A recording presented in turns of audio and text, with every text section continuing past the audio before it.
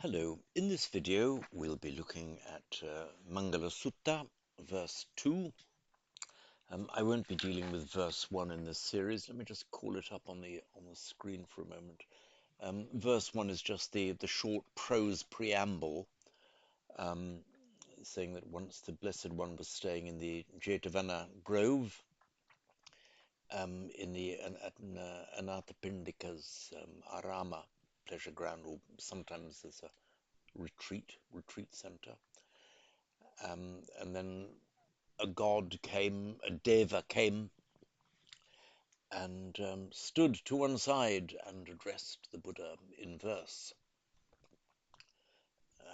And then the Mangala Sutta proper, the verse part, then begins at verse 2. So as usual, I will read it out once. That we're now in verse 2, the first of the actual verses of the sutta. Read it once without the text on the screen, and then pull up the text. So, Bahudeva Manusacha Mangalani Achintayum Akankamana Suttanam Bruhi Mangalam Uttamam. I'll call it up for you. Here we are. Bahudeva Manusacha Mangalani Achintayum Akankamana Suttanam Bruhi Mangalam Uttamam. I'll just enlarge it a bit. So these are the opening words that the Deva speaks to the Buddha, asking about what is the supreme Mangala, often translated as something auspicious or a blessing. So Bahudeva, Deva, you'll know the word Deva meaning, well, we use the word in English now, don't we? Deva, a god. It's from the root div, actually, meaning to shine, and it's from that same root we get the Latin deus, deva, Sanskrit deus in Latin, meaning a god, and divinus, deva-like, from which we in English we have divine. So basically, it means the shining beings. So bahu in the singular with an u, in the plural bahu, that's the masculine and feminine plural, bahu, meaning many. So bahu deva, many devas, manusacha, and humans, or many gods and men, many shining beings and human beings, mangalani achintayum, have so achintayum. Let me call up iPad. So we're looking at the word achintayum.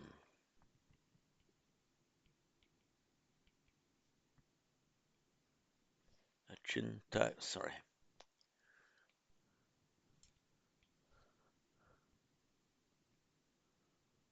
Achintayum. We have a parallel pair of roots. They're treated as separate roots, but they clearly originated from the same root, chit and chint. The original meaning of chit is brightness, and then brightness of mind, and then the mind illuminating the body, the mind that enables us to see. So from the original meaning of mind, it then came to mean just original meaning of bright. It came to mean mind. And in earlier times, in Vedic times, it was more of the thinking mind, thinking about something. And then its past participle, chitta, in which form we most often see it in Buddhist texts. So the chitta, sometimes translated as the mind or the heart mind, it's come from a progression of meaning from light to just the thinking mind, observing something, thinking about it, the thinking mind, and then what we might call the heart mind. It's the entire kind of inner process of emotion and thought. And there's a parallel root, chint, meaning to think about something. We have it makes a noun, for example, chinta, which usually means something like worry. So thinking about something, overthinking about something, then a chinta is on your mind, it's a worry or it's a concern. Um, this achintayum is the past tense, the aorist tense. It's the aorist tense that's not much used in classical Sanskrit, though it's the most common form of the past in Pali.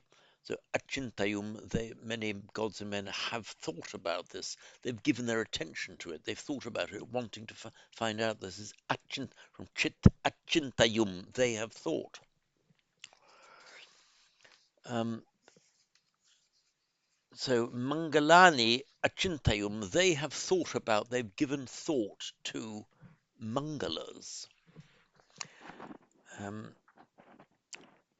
This Mangala, slightly uncertain derivation. It's possibly from the root mang, meaning to go, and indeed the root mang might have been a pure invention just to explain the word Mangala.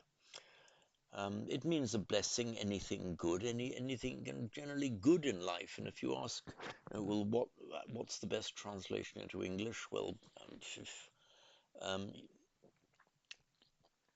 we won't even try. We can use blessings provisionally if you have to have a translation. But as to what the real meaning of the word is, that comes out from the sutta itself. All of these things are described, all these good things in life. So Mangalani Achintayum, they have, they're things that make your life good and useful and happy. So they have thought about these Mangalani. By the way, Mangala, neuter noun, um, Mangala in the nominative Mangalam, and of course with an neuter it makes Mangalani in the plural, Mangalani Achintayum. They've given their attention, they've thought about Mangalas, thought about blessings. Akankamana Suttanam. Akankamana, aspiring towards, yearning towards, desiring. There's a root in, I'll give it the Sanskrit root, is kanksh.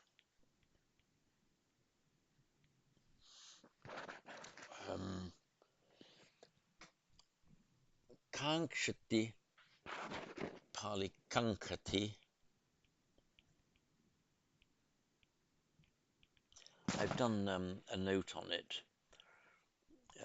In Sanskrit means to yearn for, to aspire towards. In Pali it sometimes just means to wait for. Kalam kalama kankati, to kalam kankati, to wait for one's time, meaning to await death. But with this prefix a, it has more of a dynamic sense. Akankshati, in Pali, akankati, means this, with this verbal prefix a, it makes it a dynamic thing. The mind going out towards something, the yearning towards it, the mind aspiring, kind of a dynamic activity of mind, aspiring, and that's where your mind wants to go. That's the your mind is going, wanting to achieve it. The ending mana is it's the atmanepada, present participial ending. So akankamana, aspiring towards, yearning for. Again, here we see it in the plural because it agrees with deva and manusa, gods and humans. So many gods and humans have given thought to mangalas. Akankamana suttanam, aspiring to or yearning for suttanam. Suttanam, um, pretty accurate to be translated as well-being. I've done a note on it. It's the from the su plus asti. Let me call up the text again. Oops, lost my text. Where's it gone?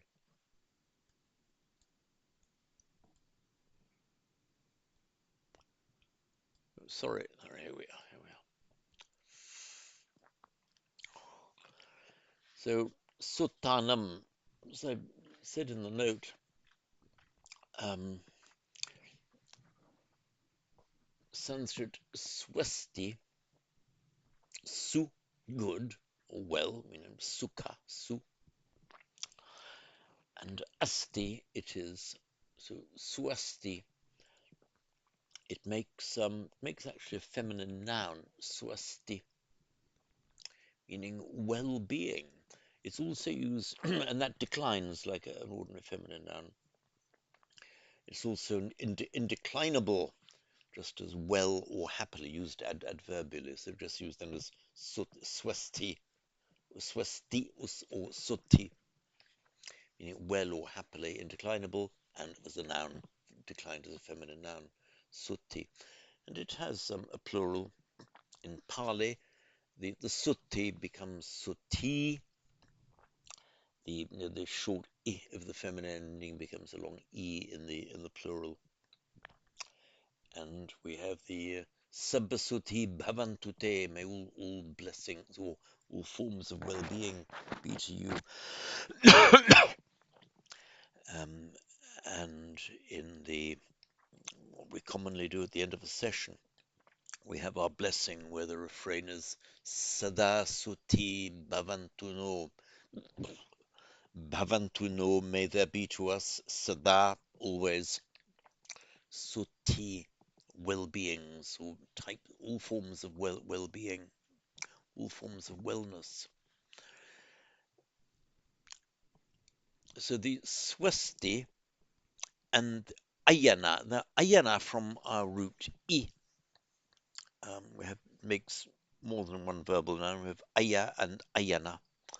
So in Sanskrit, swasti ayana by Sandhi swastyayana becomes in Pali sutana. It means literally kind of auspicious going, a well-being going. Therefore, progress, success, just anything that's good for you, well, good in life. Um, so swastyayana sutana, prosperity, typo here, prosperity and success and so on. Sorry. And from swasti, well-being, we have the derived noun swastika, which that's in a swasti with the nominalizing suffix ka, that originally meant a bard, or the poet or the singer. It might be a Brahmin priest who would offer auspicious words, for example, at a naming ceremony, um, or at a wedding, or something like that. So he would be known as the swastika. Originally, it referred to a person who did that, but then by extension, it came to mean any mark or sign of of well-being and good luck. And the swastika, as it was, um, so to speak, appropriated by the Nazi Party in Germany in the 1930s, that same sign, that swastika sign, you'll see on Hindu temples, and you'll see it in some Sanskrit books printed in India as well. And the Nazis used the Sanskrit word for it, which came into English as swastika. The correct pronunciation in Sanskrit is swastika.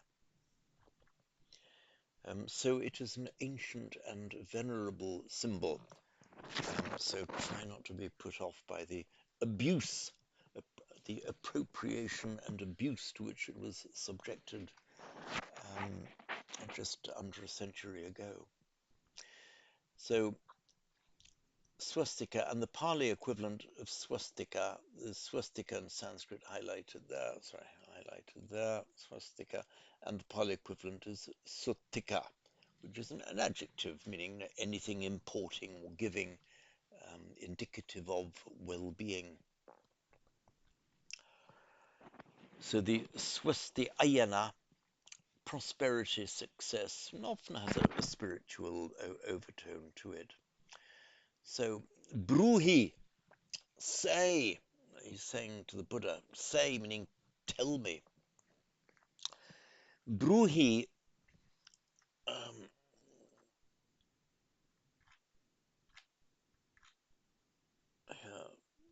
bruhi, it's quite unusual in Pali to have a br, a b and an r together.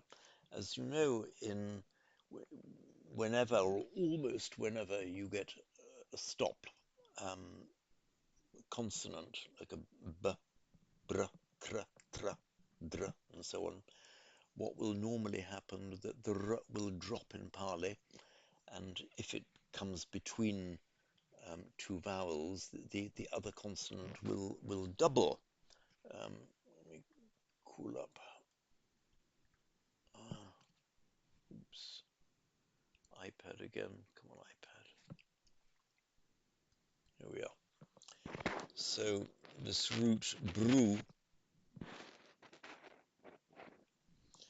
in Sanskrit, it's a class 2 verb, and it makes its second singular imperative. We're looking at Sanskrit now. Bruhi, just add the he.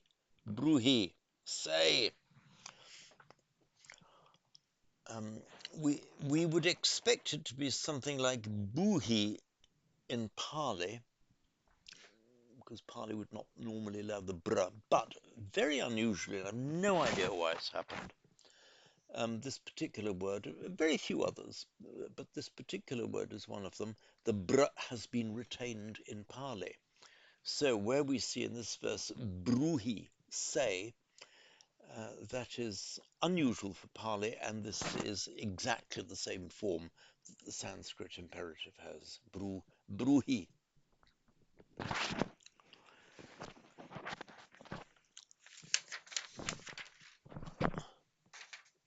Yeah, and I've given you a reference to Perniola, paragraph 75, explaining the bruhi. So, bruhi mangalamuttamam. Say what is the supreme, the utmost mangala. So here is asking the Buddha, with people who have all sorts of mangala, all sorts of nice things they want, they would describe as mangalas, but he's asking the Buddha, what are the best mangalas, what are the best good things in life that we should be wanting. So bruhi mangalam uttamam. Now uttamam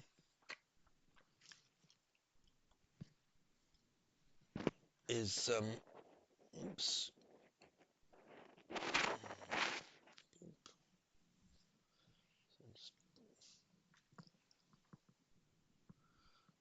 Trying to shift the page sideways. Here we are. So the prefix ut, in later Sanskrit you saw it only as an upasarga, and in Pali you see it only as an upasarga, that is a verbal prefix. In more primitive times, it just meant out, and it was used as a preposition on its own.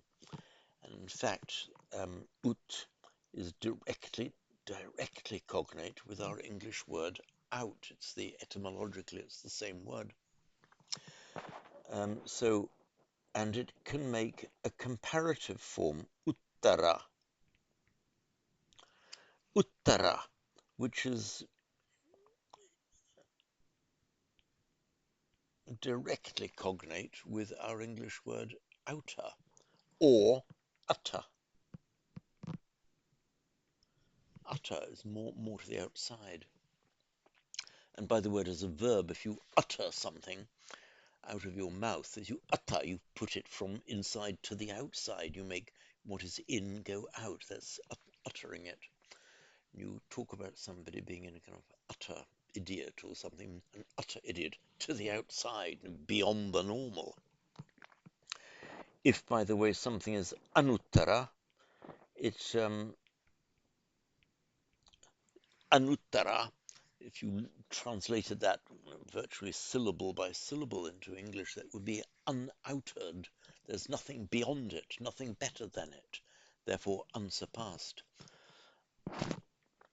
Now, it makes a superlative, uttama, same in Sanskrit and Pali, uttara and uttama. We have utter, we have utmost.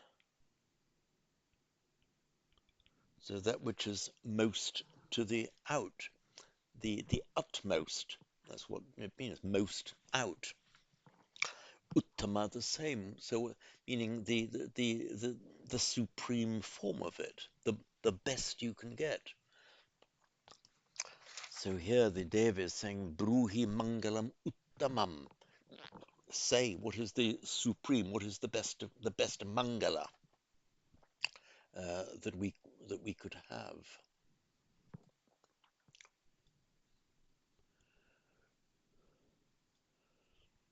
So I will read this once more, or just analyze it quickly once more, and then do a final reading. So Bahu Deva, many devas, Manusacha, and humans, Achintayum, have thought about, wondered about, Mangalani, these blessings, these good things in life. Akankamana Suttanam, Akankamana, aspiring towards or yearning towards Suttanam, this Suttana, everything, the idea of well-being, that which is good in life. Bruhi, say, says the Deva to the Buddha, say, tell me, Bruhi, Mangalam Uttamam, the utmost, the supreme Mangala. So I'll just read it through once more. Bahudeva Manusacha Mangalani Achintayum Akankamana Suttanam Bruhi Mangalam Uttamam. And that's it on this video.